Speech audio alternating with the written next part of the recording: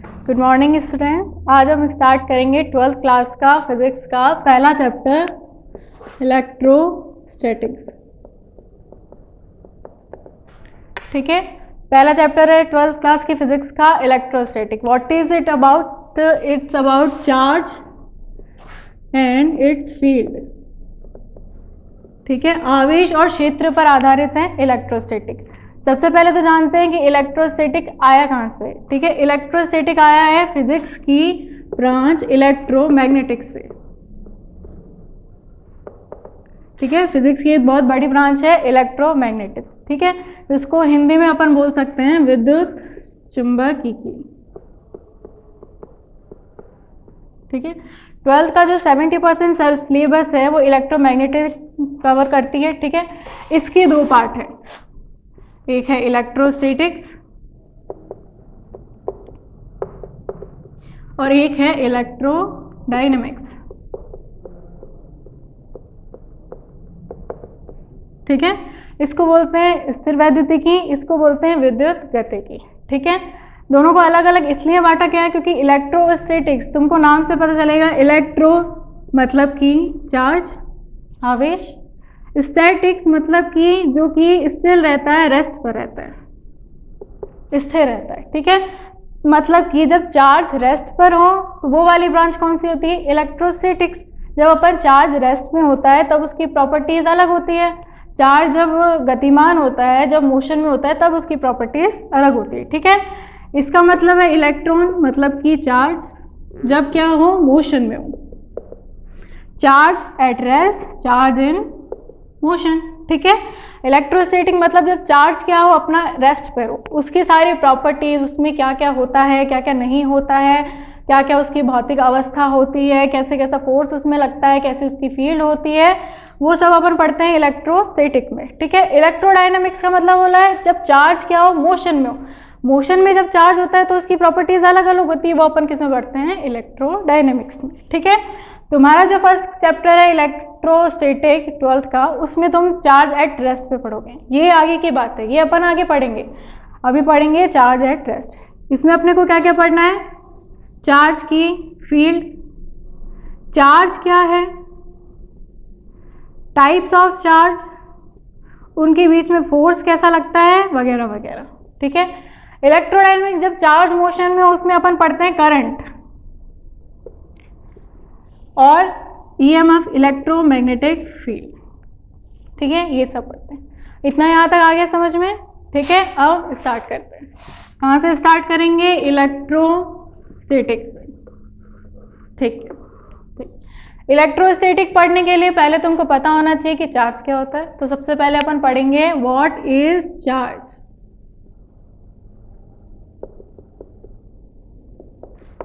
Charge क्या है? ठीक है, तुम लोगों ने बहुत बार नाम सुना होगा, चार्ज है, आवेश है, इलेक्ट्रॉन है, प्रोटॉन है, न्यूट्रॉन है, बट चार्ज को डिफाइन कैसे करेंगे ये पता होना चाहिए। ठीक है, चार्ज को कैसे डिफाइन करते हैं? चार्ज को डिफाइन करने का इतना ज़्यादा कुछ बड़ा भारी कोई मेथड है नहीं, बट चार्ज को अपन ये कह सकते हैं, it is an intrinsic property. Intrinsic का मतलब होता है सबसे छोटी, सबसे फंडामेंटल, सबसे बेसिक प्रॉपर्टी। ठीक है, कि मतलब कि हाँ, प्रॉपर्टी सबसे बेसिक, इससे ज़्यादा अपन इसके अंदर नहीं घुस सकते। ये क्या है? लास्ट प्रॉपर्टी है, बेसिक प्रॉपर्टी है। ठीक है, इंस्ट्रिंसिक प्रॉपर्टी मतलब कि जैसे कि मास होता है। ठीक है, मास किसी चीज़ का द्रव्यमान कैसे लेते हैं अपन? 2 kg है, 3 kg है या 4 kg है। ठीक है, अब मैं तुमको कहूँ कि उसको और डिफाइन करो, तुम डिफाइन कर सकते हो? नहीं कर सकते। तुम इतना कह सकते हो हाँ मास है। ये पूछो किससे मिलकर बना है? नहीं पता। मास किससे मिलकर बना है? नहीं पता। किसी चीज़ का द्रव्यमान किससे मिलकर बना है? अपने को नहीं पता। वैसे ही मास भी क्या एक इंट्रिंसिक प्रॉपर्टी है, वैसे ही चार्ज भी क्या एक इंट्रिंसिक प्रॉपर्टी है। ठीक है, कि भाई इसको आगे अपन डिफाइन नहीं कर सकते। चार्ज है, चार्ज है। टाइप्स ऑफ चार्ज, इनके बीच में कैसा फोर्स होता है, इसके गुण क्या क्या है, वो अपन कर सकते हैं। ठीक है, बट चार्ज क्या है? चार्ज क्या है? बस एक इंट्रिंसिक प्रॉपर्टी। ठीक है, किसी पार्टिकल की, इसके अंदर अपन नहीं घुस सकते। ठीक है, ठीक है। अब टाइप्स ऑफ चार्ज, कितने टाइप के चार्ज होते हैं? पॉजिटिव होता है और नेगेटिव होता है। ठीक है, ठीक है, 2 टाइप के चार्ज हो गए, पॉजिटिव हो गया, नेगेटिव हो गया, धनात्मक हो गया और ऋणात्मक हो गया। ठीक है, चार्ज का सिंबल क्या होता है? Symbol of charge is capital Q और स्मॉल क्यू, दोनों ही लिखते हैं, कभी कभी कैपिटल क्यू लिखते हैं और कभी कभी स्मॉल क्यू लिखते हैं, ठीक है। यूनिट, मात्रक, किस में मापते हैं? जैसे द्रव्यमान को केजी में मापते हैं अपन, ग्राम में माप सकते हैं, वैसे ही यूनिट को, इसको चार्ज को किस में मापते हैं? चार्ज को मापते हैं अपन कूलॉम में। कूलॉम मतलब कि सी से रिप्रेजेंट करते हैं कूलॉम में, 2 कूलॉम, 4 कूलॉम, 5 कूलॉम, ठीक है, इसमें रिप्रेजेंट करते हैं, ठीक है। डायमेंशन ऑफ चार्ज, ये सब 11th के हैं, 12th वाले बच्चों की क्लास है। 11th वाले बच्चों को जो 12th में आए हैं 11th करके, उनको आना चाहिए कि यूनिट कैसे निकालते हैं, डायमेंशन कैसे निकालते हैं, ये सब आना चाहिए, ठीक है। डायमेंशन इसकी होती है M0, L0, A1, T1, ठीक है, ATB लिखा जाता है, T1, A1, ठीक है। ये चार्ज की डायमेंशन होगी। टाइप्स ऑफ चार्ज 2 प्रकार के हो गए, पॉजिटिव और नेगेटिव, ठीक है, ठीक है। अब देखो इसमें एक चीज़ है जो कि तुम लोगों को पता होगी हल्की हल्की, कि पॉजिटिव क्या करते हैं? Attract, sorry repel. पॉजिटिव और नेगेटिव क्या करते हैं? अट्रैक्ट। नेगेटिव क्या करते हैं? वापस repel. Same type of charge होते हैं तो क्या करते हैं? अट्रैक्ट करते हैं, रिपेल करते हैं। और अगर डिफरेंट टाइप ऑपोजिट चार्ज होते हैं वो एक दूसरे के क्या करते हैं? अट्रैक्ट करते हैं, ठीक है। इतना तो सबको आता है, ठीक है, ठीक है। इसके आगे अपन पढ़ेंगे कि चार्ज की क्या क्या अपने पास में प्रॉपर्टीज होती है, ठीक है। अब अपन चार्ज को मास से कंपेयर कर रहे हैं, ठीक है, बट इसमें सिमिलैरिटीज क्या क्या होती है और डिफरेंस क्या क्या होता है, ठीक है। अपन कह रहे हैं ना मास भी क्या इंट्रिंसिक प्रॉपर्टी है और चार्ज भी क्या इंट्रिंसिक प्रॉपर्टी है, ठीक है। तो इन दोनों को अपन कैसे करेंगे कि तुम देखो मास क्या होता है? हमेशा पॉजिटिव होता है कि नहीं? मास हमेशा पॉजिटिव होता है। और चार्ज क्या होता है? पॉजिटिव और नेगेटिव दोनों होते हैं, ठीक है, ठीक है। मास और चार्ज की बात हो रही है, हेडिंग लगा देते हैं, mass and charge. Mass and charge, ठीक है। मास क्या होता है? Always positive. कभी तुमने देखा है क्या कि -2 kg चीनी है या फिर -50 kg मेरा भार है, या फिर ऐसा नहीं देखा ना। मास हमेशा क्या होता है? पॉजिटिव होता है। लेकिन चार्ज पॉजिटिव एंड नेगेटिव दोनों हो सकता है, ठीक है, ठीक है। एक और लाइन है, charge always comes with mass, not vice versa। मतलब क्या हुआ कि जो चार्ज होता है उसका कुछ ना कुछ मास होता है, ठीक है, लेकिन नॉट वाइस वर्सा, मतलब कि उल्टा पॉसिबल नहीं है। वाइस वर्सा का मतलब होता है कि भाई उल्टा पॉसिबल नहीं है। इसका उल्टा पॉसिबल है क्या? कि मास ऑलवेज कम विथ चार्ज? नहीं। 2 kg अपन बाजार में कुछ लेने जाते हैं, बेसन दे दो, चीनी दे दो, नमक दे दो, तो उसमें उसका आवेश होता है क्या? हर मास का आवेश होता है क्या? अब जैसे कि टेबल है, टेबल का मास है लेकिन चार्ज है नहीं है, ठीक है, उल्टा पॉसिबल नहीं है। लेकिन चार्ज का हमेशा मास होता है, कोई भी चार्ज होता है उसका हमेशा कोई ना कोई द्रव्यमान होता है, उल्टा पॉसिबल नहीं है। चार्ज का तो द्रव्यमान होता है, द्रव्यमान का चार्ज हमेशा ज़रूरी नहीं है। चार्ज का तो हमेशा द्रव्यमान होता है, कुछ ना कुछ हल्का द्रव्यमानहीन तो होता नहीं है, ठीक है, ठीक है, ठीक है। आया समझ में? मास एंड चार्ज की क्या है? मास हमेशा पॉजिटिव होता है और चार्ज क्या होता है? हमेशा पॉजिटिव नेगेटिव होता है। Charge always comes with mass, not vice versa. Mass हो भी सकता है चार्ज के साथ, नहीं भी हो सकता है, ठीक है। दोनों ही चीज़ क्या अपने पास में पॉसिबल है, ठीक है, ठीक है। अब तुम लोगों को चार्ज तो अब तक आ गया होगा समझ में कि चार्ज भाई क्या चार्ज है, चार्ज क्या होता है, आ गया होगा समझ में। लेकिन अब पढ़ते हैं अपन चार्ज की क्या क्या प्रॉपर्टीज होती है, ठीक है। सबसे पहले कंजर्वेशन ऑफ चार्ज।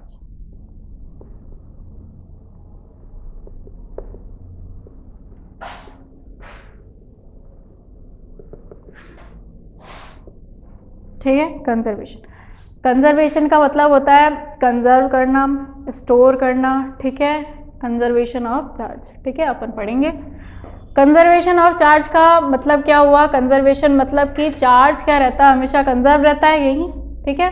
तुम लोगों ने एक लाइन हमेशा पढ़ी होगी, charge neither can be destroyed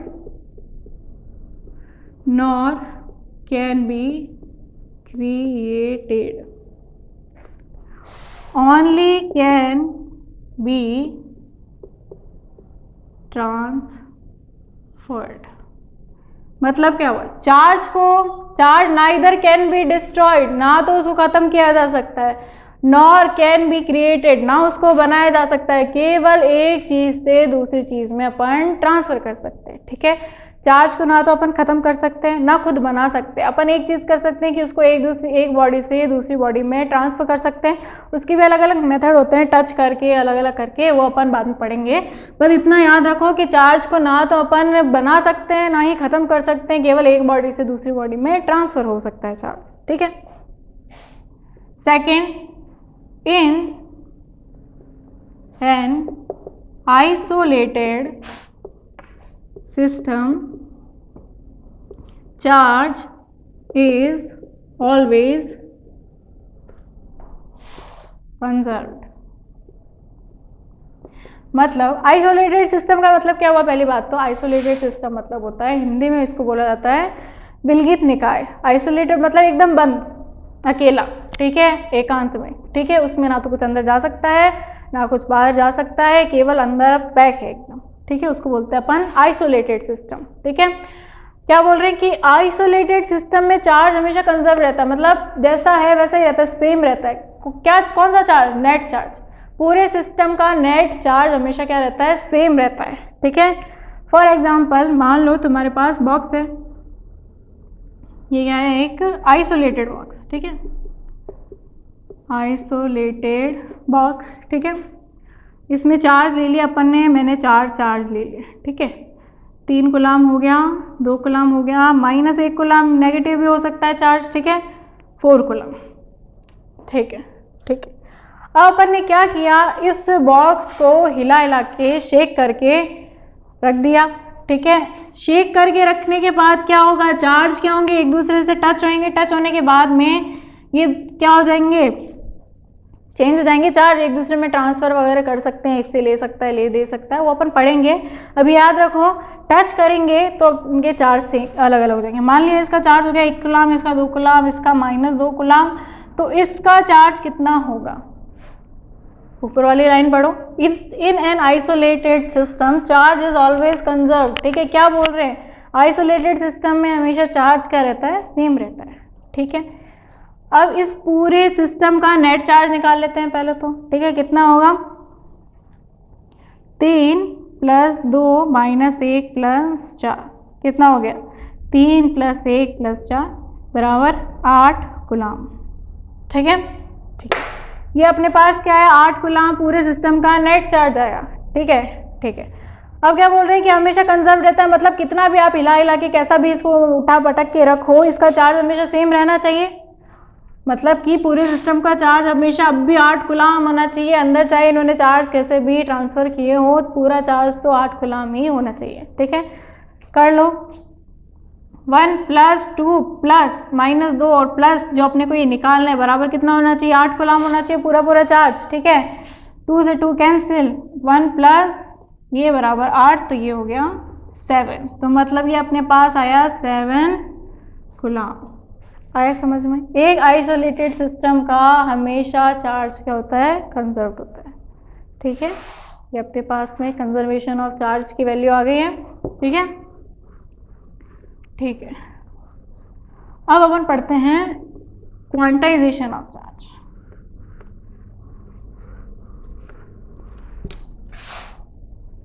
ठीक है।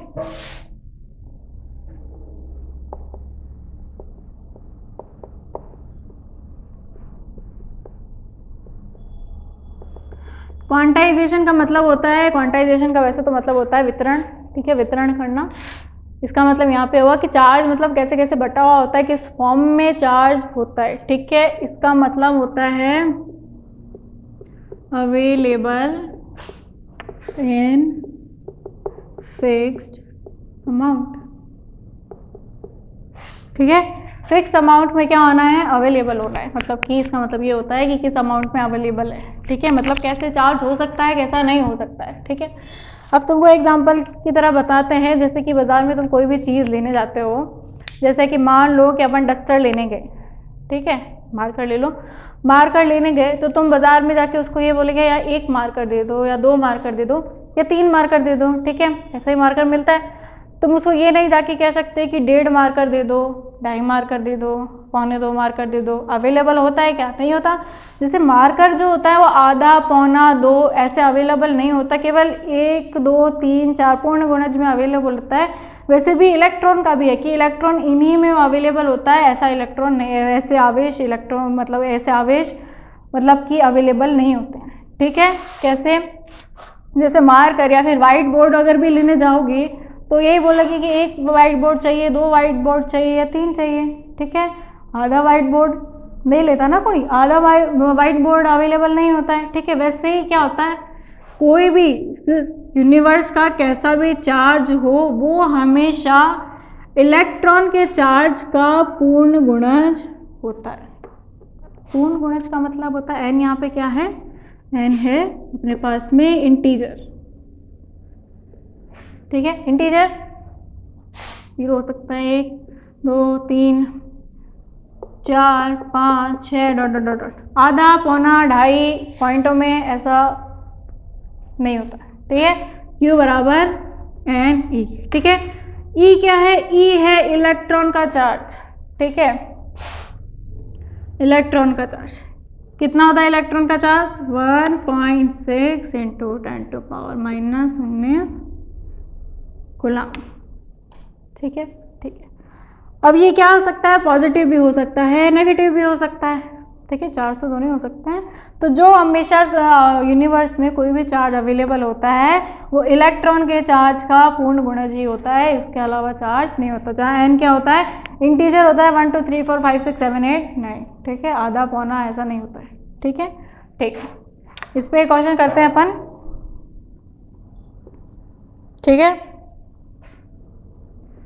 4 इंटू 10⁻⁻18 कूलम आवेश, मुझे किसी वस्तु को 4 इंटू 10⁻⁻18 कूलम आवेश देना है, ठीक है। क्वेश्चन क्या हुआ, इफ वी wanna give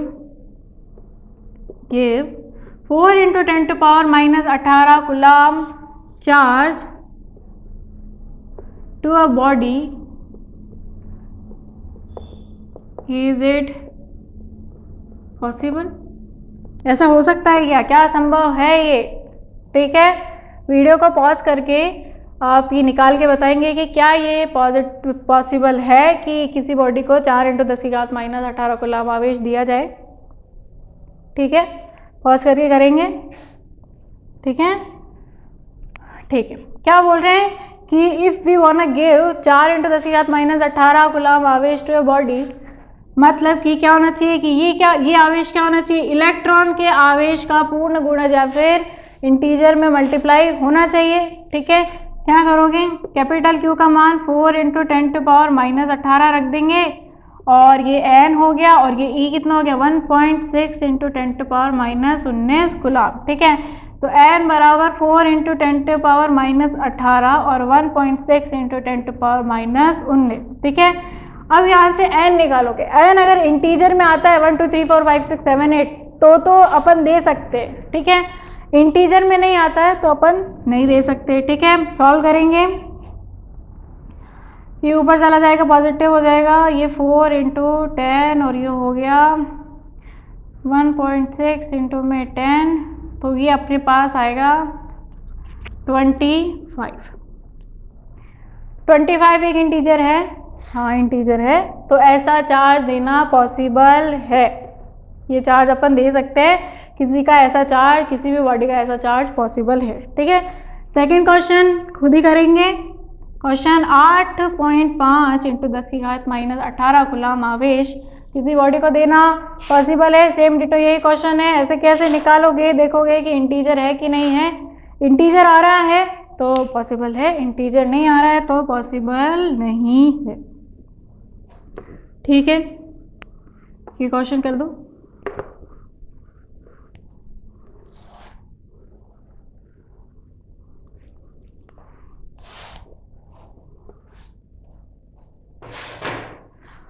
ठीक है, चार्ज हो गया, चार्ज का कंजर्वेशन हो गया, चार्ज का क्वांटाइजेशन भी हो गया है।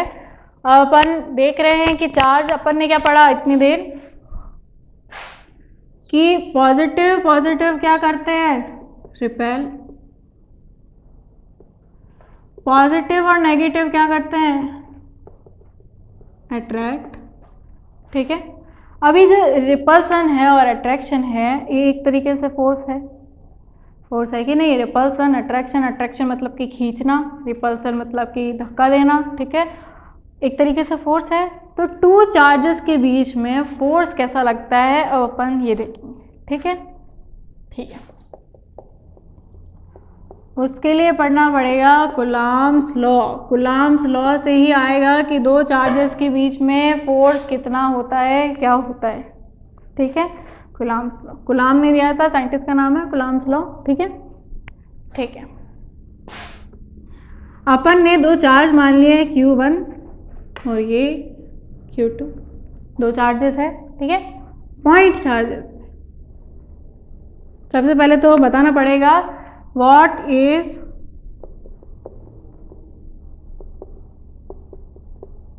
Point charge.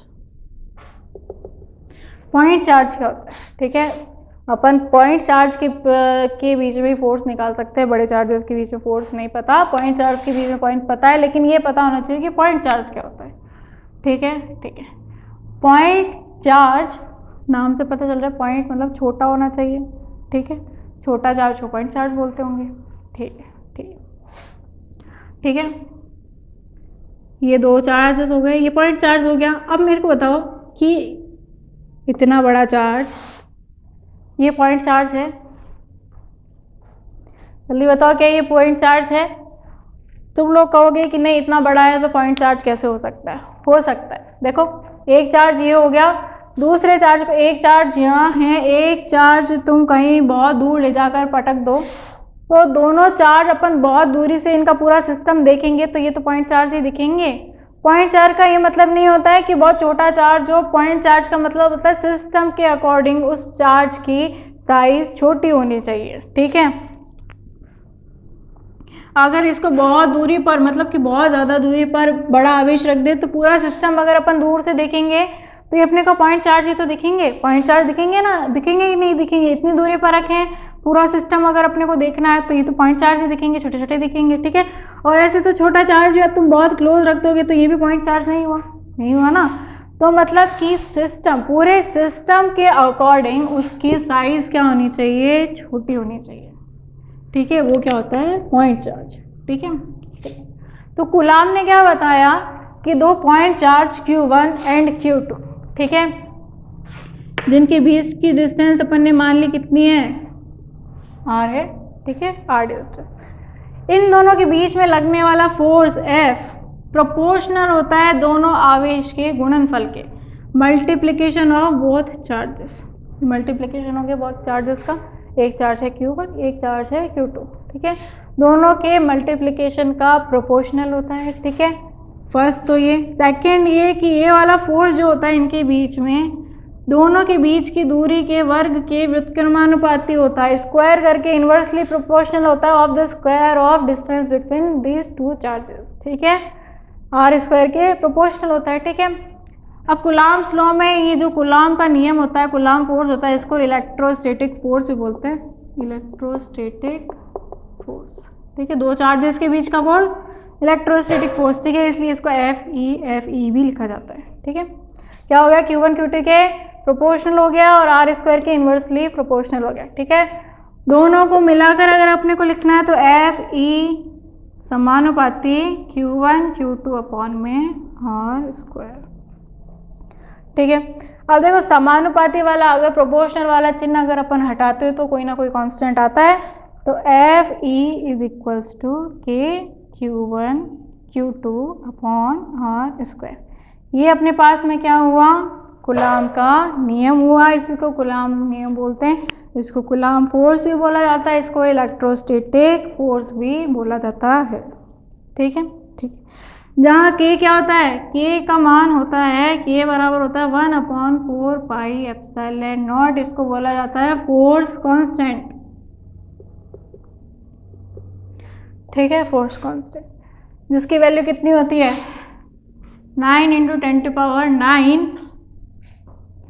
अब मेरे को बताओ, इसका अपन यूनिट अगर निकालना चाहे तो कैसे निकालेंगे। 11th क्लास अगर पढ़ के आए हो तो तुम लोगों को यूनिट निकालना आना चाहिए अच्छे से। के इधर है, r² इधर जाएगा और Q1 Q2 इधर जाएगा, तो F की यूनिट होती है newton metre square upon coulomb square, तो इसकी हो गई newton dot metre square upon coulomb square. ठीक है, हमेशा फिजिक्स में या फिर किसी भी सब्जेक्ट में, कोई सा भी होता है, मैथ्स होता है चाहे केमिस्ट्री होता है चाहे कुछ भी होता है, उसमें हमेशा किसी भी फिजिकल क्वांटिटी की आपको हमेशा यूनिट लगानी पड़ती है। यूनिट नहीं लगाओगे तो उस चीज़ का कोई मतलब नहीं है। ठीक है, ठीक है। के बराबर ये हो गया जिसको फोर्स कांस्टेंट बोला जाता है, इसकी वैल्यू होती है 9 × 10⁹ newton metre square upon coulomb square. ठीक, एप्सिलॉन नॉट। अब यहाँ पे पूछो एप्सिलॉन नॉट क्या होता है। एप्सिलॉन नॉट होता है परमिटिविटी ऑफ वैक्यूम या फिर एयर। ठीक है, इसकी वैल्यू होती है 8.85 × 10⁻⁻12। इसकी यूनिट बताएंगे। देखो, के बराबर 1/4 पाई एप्सिलॉन नॉट है। 4 पाई की कोई यूनिट नहीं होती है, कांस्टेंट है, कोई यूनिट नहीं होती है इसकी। एप्सिलॉन नॉट की यूनिट के की यूनिट की उल्टी हो जाएगी, मतलब कि coulomb square newton into metre square, ये एप्सिलॉन नॉट हो गया। ठीक है, ठीक। परमिटिविटी ऑफ वैक्यूम या फिर एयर। ठीक है, ठीक है। जल्दी जल्दी के की डायमेंशन भी निकाल लेते हैं। डायमेंशन ऑफ के, ठीक है, डायमेंशन निकालना आना चाहिए 11th के हो तो m1 l1। ठीक है, डायमेंशन ऑफ के निकालने के लिए न्यूटन इंटू मीटर स्क्वायर पर कूलाम स्क्वायर फॉर्मूला यूज में लेंगे। न्यूटन की विमा m1 l1 T-2, मीटर होता है l में l2। ठीक है, इसकी कूलाम की होती है A2 T2। ठीक है, सॉल्व कर लो। m1 l3 T-4 A-2, ये क्या हो गया इसकी डायमेंशन। ठीक है, ऐसे ही डायमेंशन ऑफ एप्सिलॉन नॉट। ठीक है, कितनी हो जाएगी m-1 l-3 T4 A2, उल्टी हो जाएगी इसकी। ठीक है, फॉर्मूला भी क्या है इसका, मतलब इसका यूनिट भी क्या उल्टा है, तो इसकी उल्टा हो जाएगी। ठीक है, यहाँ तक आ गया समझ में। ठीक है, ठीक है।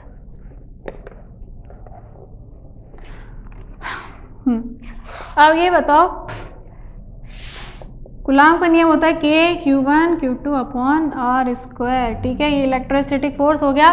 अब यहाँ पे जो के है इसकी वैल्यू होती है 9 × 10⁹ newton into metre square upon second square coulomb square. ठीक है, तो के जो क्या रहता है हमेशा सेम रहता है कि नहीं रहता है।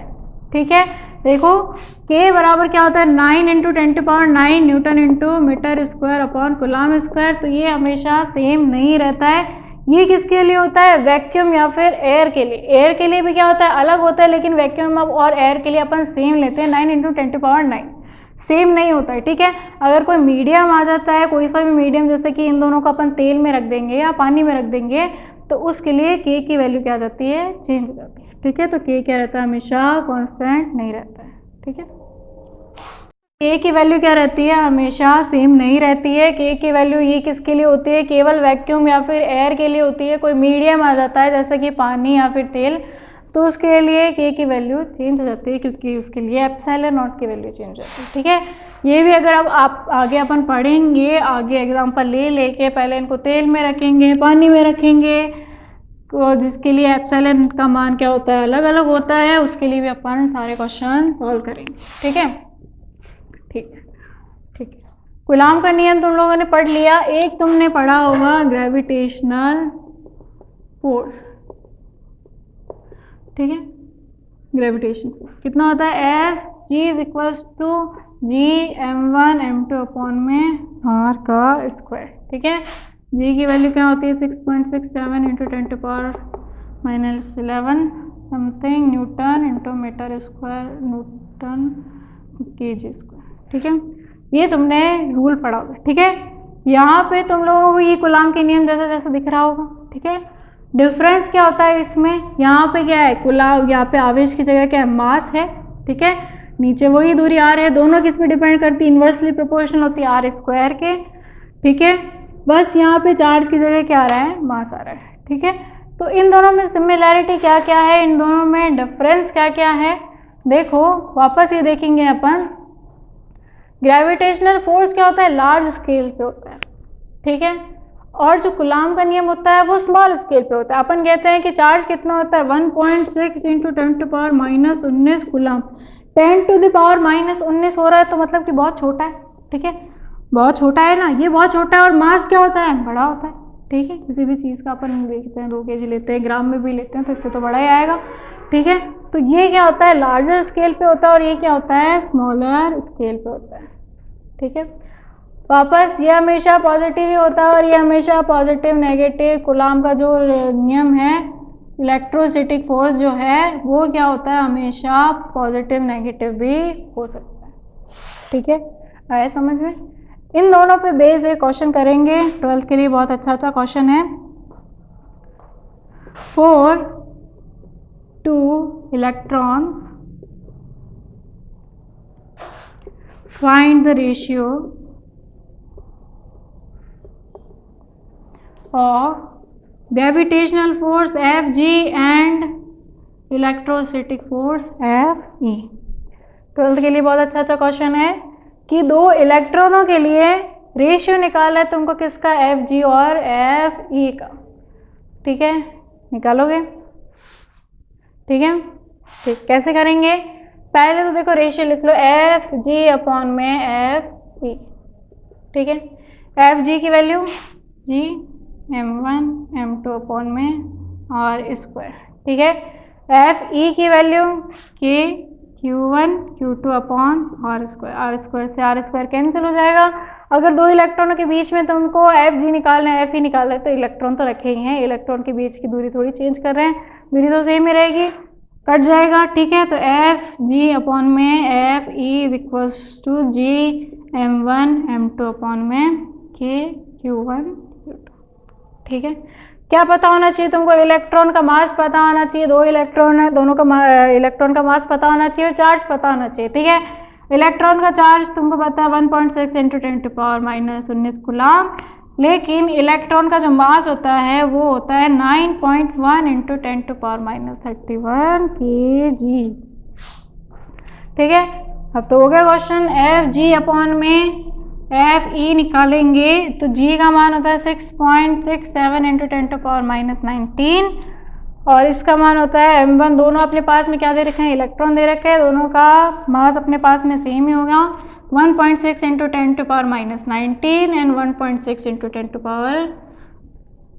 9.1 इंटू 10⁻31 एंड 9.1 इंटू 10⁻31। ठीक है, नीचे 9 into 10⁻9 and q1 1.6 into 10⁻19 and 1.6 into 10⁻19, क्योंकि दोनों इलेक्ट्रॉन है, दोनों का मास सेम होगा, दोनों का चार्ज भी क्या होगा, सेम होगा।